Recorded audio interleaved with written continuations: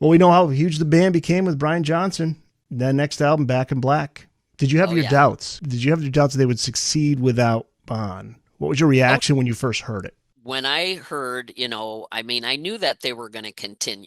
They had to. I mean, as I said, they worked their behinds off how many years? And, when they went to the funeral, Bond's parents, both of them, encouraged Angus and Malcolm, you have to keep going. Bond would not want you to quit because he's gone. But of course, anybody to replace Bon Scott, that's like, replacing the proverbial unicorn. It's like who can do that? And I know it sounds kind of crazy, but when Back in Black was released in July of 1980, I didn't listen to it. No, I didn't want to hear it. too hard for you.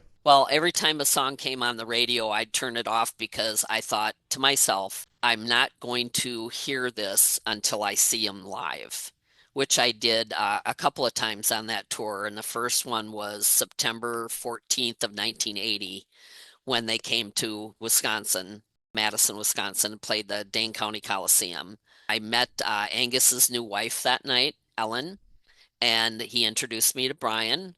And Brian seemed very sweet and very nice, but still, I had no idea what it was going to be like.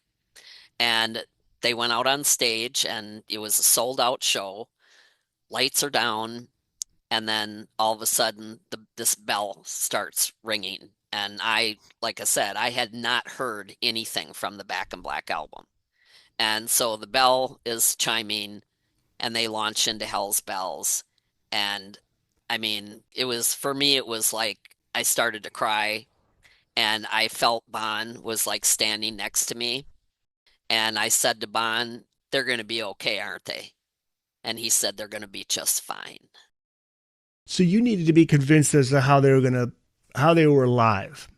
That was Right. important. Like, am I gonna feel the same that I felt when I first saw them with Bon? Exactly. It's still Yeah. hard. I mean, don't get me wrong, I love Back in Black, but it's still a hard album to listen to for me because I believe to this day that I can hear their pain. I can hear how much pain they were in when they recorded that.